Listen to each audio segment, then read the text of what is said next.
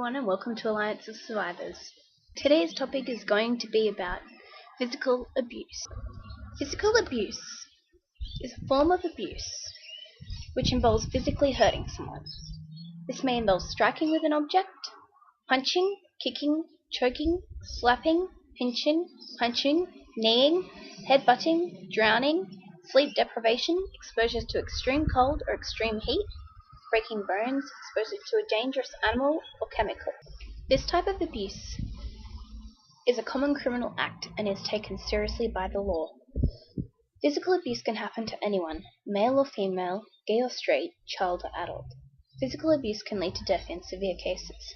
It's not okay to abuse someone in any way. My story of physical abuse begins at school. I used to get bullied and teased a lot. I was smaller than most of the kids, but I was physically strong. This wasn't enough to keep people from hurting me. Nearly every day at primary school for years, I was punched, kicked, and things were thrown at me by other children, and often everyone would be in a group of about 10 people. I often came home with bruises on my body from being hurt. I told my parents that I was tripped over the fence or ran into a wall to hide what was happening. When I reached high school, the abuse became a lot worse. I went to school one day and sat down there, had my lunch, and a group of kids had things in their hands that you wrapped around your finger and flung, I think they're called like slinkies or something, at people. These teenagers were a lot older than me, and I was only in grade 8.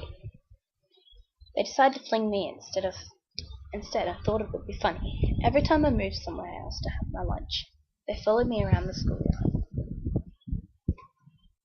Eventually I got sick of them and told them to stop.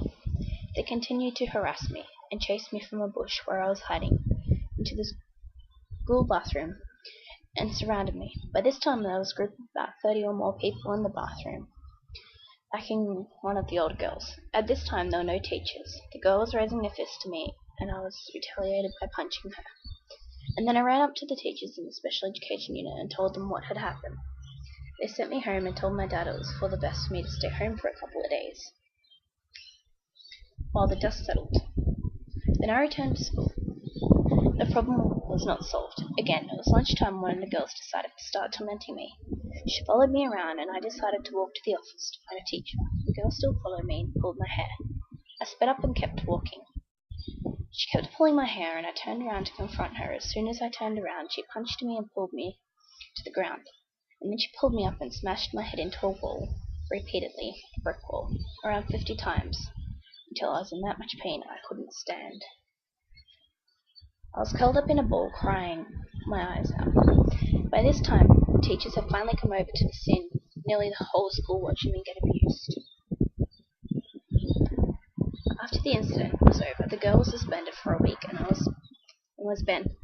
she was banned from the lunch area that I sat in. I had to stay in that area from then on. No one should be the victim of physical abuse. Everyone has the right to be treated like a human being. There is help out there. There are hotlines, counselors that are specifically trained in this area. And I'll leave the links in the box below so that you can click and read. I hope everyone's safe and well, and take care.